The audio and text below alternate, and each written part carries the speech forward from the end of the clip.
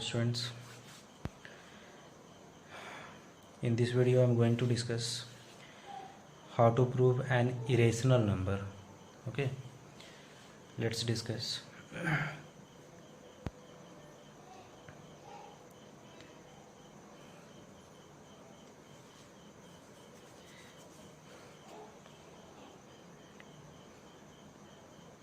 Prove that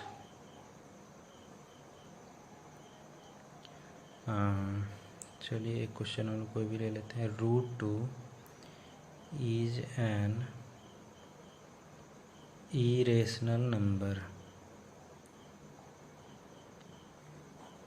irrational number तो हमारा √2 है ना। मैंने इरेशनल नंबर के बारे में बताया भी था फर्स्ट वीडियो में ही, है ना। तो आज हम लोग देखने जा रहे हैं कि कैसे हम प्रूव कर सकते हैं कि ये नंबर हमारा इरेशनल है। ठीक है, थोड़ा सा ये लॉजिकल क्वेश्चन है ना। ये अंडरस्टूड है कि √2 हमारा इरेशनल है, लेकिन फिर भी हमको प्रूव करना है। थोड़ा सा लॉजिक है इसमें, ठीक है। तो कॉन्ट्राडिक्शन बेस्ड क्वेश्चन है ये, है ना। इसको हमको प्रूव करने के लिए क्या करना होगा कि जस्ट रिवर्स। हम जान रहे कि ये इरेशनल है, फिर भी हम लोग क्या करेंगे, इसको एक रेशनल नंबर मान लेंगे और फिर उस स्टेटमेंट को क्या करना है, हमको उसको कॉन्ट्राडिक्ट करना है, मतलब उसको विरोध करना है। मतलब रेशनल नंबर का जो हमारा डेफिनेशन है उस चीज़ को हमको प्रूव करना है, सीधी सी बात। और जैसे ही उस चीज़ को हम प्रूव कर लेंगे तो ऑटोमेटिक है कि जिस चीज़ को हम माने हैं रेशनल उसका कॉन्ट्राडिक्शन हो जाएगा। ठीक है, तब वो ऑटोमेटिक क्या हो जाएगा, हमारा इरेशनल हो जाएगा। मैं √2 को डिस्कस कर रहा हूँ, इसके बेस्ड काफ़ी सारे क्वेश्चंस हैं, सेम टाइप ऑफ क्वेश्चन जो आप खुद से हैंडल कर सकते हैं। जैसे √2 के बाद √3 भी हमारा जो है वो इरेशनल है ना। इसको p/q के फॉर्म में हम लोग रिप्रेजेंट तो कर नहीं सकते हैं। √2 √3 बेसिकली इरेशनल होता क्या है, अगर रूट के बारे में हम बात करें तो अंडर रूट कोई भी नॉन परफेक्ट स्क्वायर अगर आ गया, ठीक है, अगर अंडर रूट कोई भी नॉन परफेक्ट स्क्वायर अगर नंबर आ गया, ठीक है, जिसका हम लोग स्क्वायर रूट फाइंड आउट नहीं कर सकते हैं, तो वो सारे नंबर हमारे इरेशनल होते हैं। ठीक है, तो √2 के जैसा √3 भी हमारा इरेशनल है। √4 तो नहीं हो सकता है, यस, क्यों, क्योंकि इसका स्क्वायर रूट क्या होता है, 2 होता है, तो ये हमारा रेशनल है। ठीक है, √5 होगा हमारा इरेशनल। इसी तरह से √6 भी है, लेकिन थोड़ा सा वो अलग कैटेगरी में चला जाता है, √6। ठीक है, √7 है ना, √11 √13, इस तरह के जितने भी क्वेश्चंस हैं, ठीक है, वो इसी क्वेश्चन के बेस्ड बनेगा। इसलिए इसको आप ध्यान से देखिएगा कि स्टेप्स क्या है। सेम स्टेप को आपको फॉलो करना है, थोड़ा सा बस डिफरेंस इसमें लाएंगे तो इसके बेस्ड बहुत सारे क्वेश्चंस बन जाएंगे। ठीक है, तो देखिए करना क्या है, सॉल्यूशन। मैंने बताया कि ये इरेशनल है, लेकिन हमको क्या करना है, इसको रिवर्स मीन्स रेशनल मान लेना है। ठीक है, तो ऐसे लिखेंगे हम लोग, इफ़ पॉसिबल लेटस एज्यूम, है ना। एज्यूम मतलब होता है मानना। ठीक है, latus assume √2 is a rational number. ठीक है, क्या मान लिए इसको हम लोग, रेशनल नंबर। ठीक है, तो अब अगर ये रेशनल नंबर है, ठीक है, तो हम लोग जानते हैं कि कोई भी रेशनल नंबर को हम लोग p/q फॉर्म में रिप्रेजेंट कर सकते हैं, है ना। साथ ही साथ यहाँ पे एक कंडीशन होता है कि p/q के फॉर्म में हम लोग ये रिप्रेजेंट करेंगे जहाँ पे p और q हमारा इंटीजर होगा, और ये बिल्कुल सिंपलेस्ट फॉर्म में होगा। सिंपलेस्ट फॉर्म का मतलब सीधा सा मतलब ये होता है कि दोनों के बीच में सिर्फ वन ही एक कॉमन फैक्टर होगा, है ना। दोनों के बीच में कॉमन फैक्टर सिर्फ क्या होगा, 1 होगा। जैसे मान लीजिए हम लोग 3/5 लिखते हैं, ठीक है, तो देखिए 3 और 5 के बीच में कॉमन फैक्टर क्या है, 3 का फैक्टर 1 3, 5 का फैक्टर 1 5। पीछे भी मैंने फैक्टर के बारे में डिस्कस किया था। ठीक, तो दोनों में कॉमन फैक्टर क्या हुआ, 1, ओनली 1।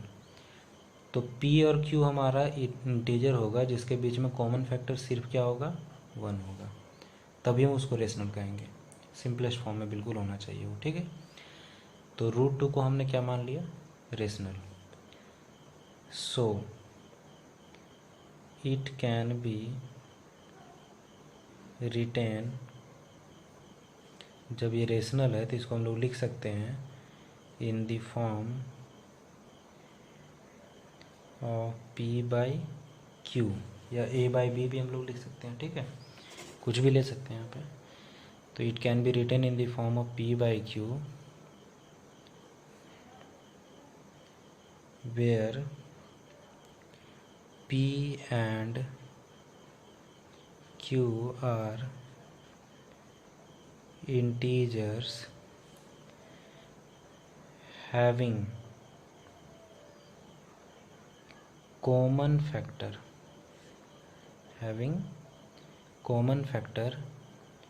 not other than 1, है ना, जिसमें कॉमन फैक्टर 1 के अलावे कुछ और नहीं होगा, सिर्फ 1 ही कॉमन फैक्टर होना चाहिए। अब इसी स्टेटमेंट को सिर्फ हमको गलत ठहराना है, कहने का मतलब 1 के अलावे कोई और फैक्टर हमको दिखा देना है। अगर हम 1 के अलावे कोई और फैक्टर अगर दिखा दिए तो वहाँ से ये क्लियर हो जाएगा कि ये √2 हमारा रेशनल नहीं है। तो जब रेशनल नहीं है तो क्या है, इरेशनल। मैंने जब रियल नंबर का कॉन्सेप्ट बता रहा था तो शुरुआत में मैंने बताया था कि रियल नंबर को बेसिकली 2 ही पार्ट में बांटा गया, एक रेशनल और दूसरा इरेशनल, ठीक है। तो जब रेशनल है नहीं तो क्या है, इरेशनल। तो बस इसी चीज़ को हमको गलत ठहराना है कि कॉमन फैक्टर सिर्फ 1 नहीं बल्कि कुछ और भी है। तो कैसे ठहराते हैं हम लोग देखते हैं। तो मैंने यहाँ लिखा है कि it can be written in the form of p/q, तो देयरफॉर ऐसे लिख सकते हैं हम लोग √2 is equal to what, p/q। कोई दिक्कत, सारे में यही स्टेप हमको फॉलो करना है। अगर मान लीजिए यहाँ √3 रहता तो यहाँ √3 हो जाता और √3 इज इक्वल टू p/q लिखते, नहीं। अब क्या करना है, हम लोग को स्क्वायर करना है, स्क्वायरिंग बोथ साइड्स, दोनों तरफ स्क्वायर करेंगे। तो देखिए √2 का जब स्क्वायर होगा तो स्क्वायर से रूट कैंसिल हो जाता है, ठीक है। स्क्वायर से रूट कैंसिल होता है तो क्या बच जाएगा हमारे पास, 2। कैसे कैंसिल होता है, चलिए थोड़ा सा मैं इसको भी डिस्क्राइब कर देता हूँ। √2 का मतलब क्या होता है, 2:1/2। रूट का मतलब होता है पावर 1/2, और इस पर भी पावर क्या है, 2 है, नहीं, इस पर भी पावर क्या है, 2। अब क्या है कि एक्सपोनेंशियल फॉर्म आप लोग पढ़े होंगे, एक्सपोनेंशियल रूल, कि ये हमारा क्या होता है कि मल्टीप्लाई हो जाता है, ठीक है।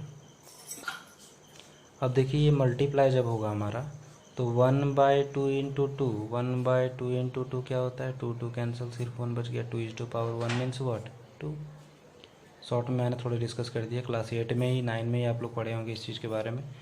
तो ये रूट हमारा क्या हो गया, कैंसिल आउट हो गया स्क्वायर करने से, तो क्या बच गया, 2। और इधर p/q का होल स्क्वायर, तो क्या हो जाएगा, p²/q²।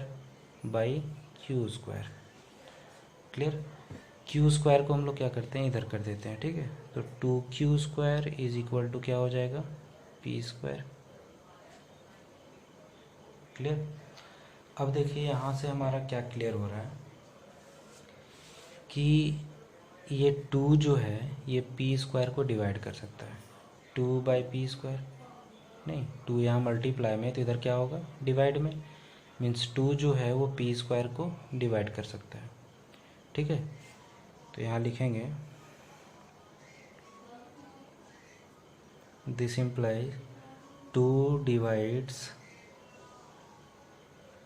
p², 2 divides p²। अब देखिए अगर कोई नंबर किसी के स्क्वायर फंक्शन को डिवाइड कर रहा है तो उसके बेस फंक्शन को भी डिवाइड कर सकता है। जैसे देखिए अगर 2 हमारा 16 को डिवाइड कर रहा है, 2 16 को डिवाइड कर सकता है 8 टाइम्स में, और ये 16 किसका स्क्वायर है, 4 का, 4 4 जा 16, तो क्या 2 4 को डिवाइड नहीं कर सकता है, कर सकता है। तो अगर किसी के स्क्वायर फंक्शन को वो डिवाइड कर रहा है तो जाहिर सी बात है उसके बेस फंक्शन को भी डिवाइड करेगा। तो 2 divides P square, this implies 2 divides P also, है ना, 2 divides P also, yes.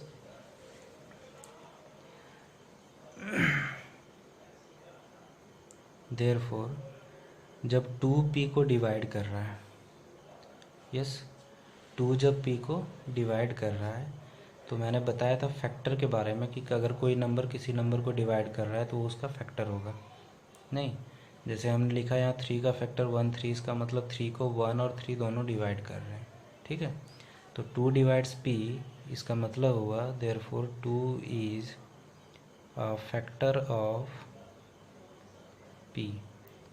p का ये क्या है, फैक्टर है, क्योंकि 2 उसको डिवाइड कर रहा है, ठीक है। यहाँ पे हम लोग को क्या करना है कि इसको एक इक्वेशन मान लेना है, ठीक है। ये वाले स्टेप को हम लोग को एक इक्वेशन मान लेना है, ठीक है। अब क्या करना है कि यहाँ पे जो हमारा टर्म है p, ठीक है, इस p के जगह पे कोई एक अदर वेरिएबल के साथ टेकिंग एज 2 बेस, ठीक है, 2 को बेस बनाते हुए, मतलब 2 के मल्टीप्लिकेटिव में लेते हुए कोई एक अदर वेरिएबल के साथ इसको हमको लेट करना है, मान लेना है, ठीक है।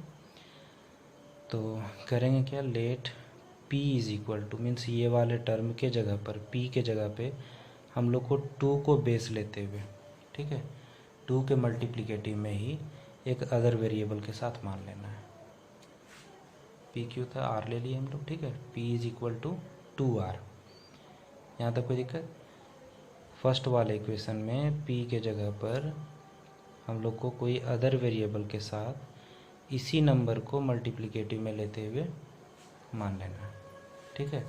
Let p is equal to 2r, तो इससे क्या हो जाएगा, इक्वेशन फर्स्ट बिकम, क्या हो जाएगा इक्वेशन 1, तो p के जगह पे 2r हम लोग पुट कर सकते हैं, तो 2q square is equal to, p के जगह पे 2r पुट हुआ तो 2r का whole square, this implies 2q square is equal to 2 2 जा कितना हो जाएगा, 4r स्क्वायर। क्लियर? क्या हो गया हमारा, 4r स्क्वायर। दिस इम्प्लाइज ये 2 को हम लोग इधर ले आते हैं, ठीक है, तो q स्क्वायर बच जाएगा, ये 2 से डिवाइड हुआ तो क्या हो जाएगा, 2r square. Clear it is? 2 से ये 4 डिवाइड हुआ तो क्या बच गया, 2 एंड r स्क्वायर। अब यहाँ से देखिए एक चीज़ क्लियर हो रहा है, ये 2 जब इधर मल्टीप्लाई में तो इधर कहाँ आएगा, डिवाइड में, है ना। तो डिवाइड में जब आ रहा है तो q स्क्वायर को ये डिवाइड कर रहा है, ठीक है। दिस इम्प्लाइज वैसे ही लिखेंगे जैसे कि हम लोग यहाँ लिखे थे, 2 डिवाइड्स q स्क्वायर, तो जब q स्क्वायर को डिवाइड कर रहा है तो q को भी करेगा, this implies 2 divides q also. Therefore 2 जो हमारा है q का भी फैक्टर होगा, 2 is a factor of q, है ना। अब आप देखिए यहाँ पे कि 2 फैक्टर है p का भी, 2 फैक्टर है q का भी, means 2 is a common factor of p and q। नहीं, p और q के दोनों का कॉमन फैक्टर हमारे पास 2 आ रहा है, ठीक है। तो ऐसे हम लोग लिख देते हैं, thus 2 is a common factor of p and q, yes।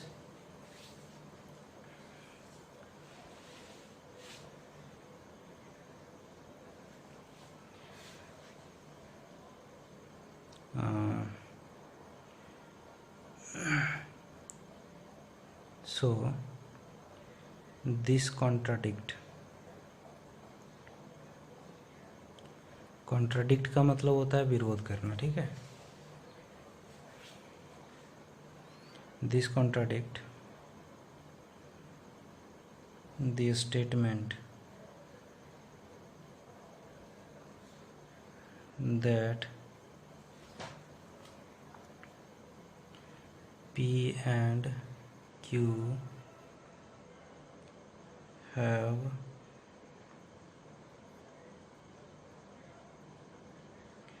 common factor not other than 1। ये तो इस स्टेटमेंट का कॉन्ट्राडिक्ट कर रहा है, क्योंकि यहाँ पे 2 जो है कॉमन फैक्टर आ गया किसका, P और Q का। लेकिन हमने स्टेटमेंट पीछे लिखा था कि P और Q का कॉमन फैक्टर 1 नहीं, 1 के अलावा कोई दूसरा नंबर नहीं होगा, ठीक है। लेकिन यहाँ 2 भी एक दूसरा नंबर उसका कॉमन फैक्टर आ गया, देयरफॉर, है ना।